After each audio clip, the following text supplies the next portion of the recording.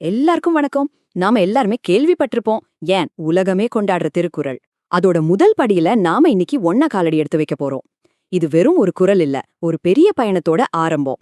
வாங்க அந்த பயணத்தை நாம இப்பவே தொடங்கலாம். வாங்க, உலகப் பொதுமறைன்னு சொல்றோமே, அதோட முதல் படிக்குள்ள போகலாம். சரி, அப்படி என்னதான் திருவள்ளுவர் அந்த முதல் குறள்ல நமக்கு சொல்ல வராரு? அந்த ஞானத்தோட முதல் கதவை நாம மெதுவா தட்டி திறந்து பாப்போமா? சரி, இதோ பாருங்க. இதுதான் அந்த முதல் குறள். அகர முதல எழுத்தெல்லாம் ஆதி பகவன் முதற்றே உலகு. கேக்குறதுக்கு ரொம்ப எளிமையா இருக்கு இல்லையா? ஆனா இந்த 2 வரிகளுக்குள்ள திருவள்ளுவர் ஒரு பிரபஞ்ச ரகசியத்தையே அடக்கி வச்சிருக்காரு. அது என்னன்னு நாம ஒன்னா சேர்ந்து பார்க்கலாமா? முதல்ல அகரம் அப்படின்ற வார்த்தையை எடுத்துக்கலாம். அகரம்னா என்ன? நம்ம தமிழ் மொழியோட முதல் எழுத்து ஆதான். ஆனா திருவள்ளுவர் இங்க வெறும் அங்கிற ஒரு எழுத்தை மட்டும் சொல்லல. அதுக்கும் மேல, அதாவது மத்த எல்லா எழுத்துக்களும் பிறக்கிறதுக்கு அடிப்படையான ஒலி எது, அந்த தொடக்க புள்ளி எது, அது ஆதான்னு சொல்றாரு. அடுத்தது அந்த 2வது முக்கியமான வார்த்தை ஆதி பகவன். ஆதி பகவன்னா யாரு?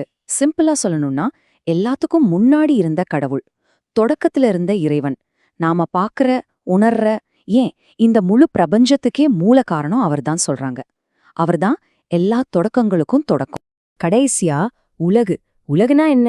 நாம வாழ்ற அந்த பூமி மட்டும் இல்ல, இதுல இருக்கிற மரம், செடி, கொடி, பறவைகள், விலங்குகள், நீங்க, நான், நம்மள மாறி இருக்கிற எல்லா மனிதர்கள், இப்படி எல்லா உயிர்களையும் சேர்த்து நம்மள சுத்தி இருக்கிற எல்லாமே தான் உலகு. சரி, இப்போ நாம பார்த்த இந்த வார்த்தைகள் எல்லாம் ஒன்னா சேர்த்து பாப்போமா? திருவள்ளுவர் எவ்வளவு அழகா ஒரு விஷயத்த ஒப்பிட்டு சொல்றாரு பாருங்க.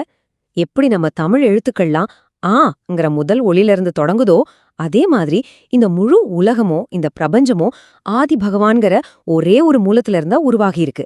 இதுதாங்க இந்த குறளோட மைய கருத்தே.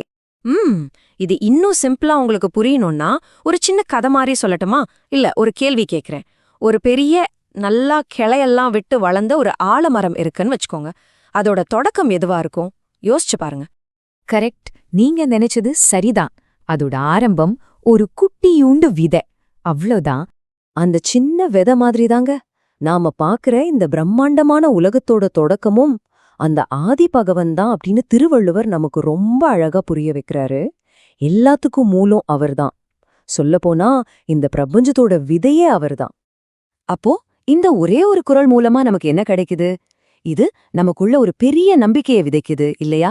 யோசிச்சு பாருங்க. இந்த உலகத்துல இருக்கிற கோடிக்கணக்கான உயிர்கள், பொருட்கள் எல்லாமே ஒரே ஒரு இடத்துல இருந்து தான் வந்திருக்கு. இந்த எண்ணம் நமக்குள்ள ஒரு ஒற்றுமை உணர்வை கொண்டு வருது. நம்ம வாழ்க்கைக்கு ஒரு அர்த்தத்தை கொடுக்குது.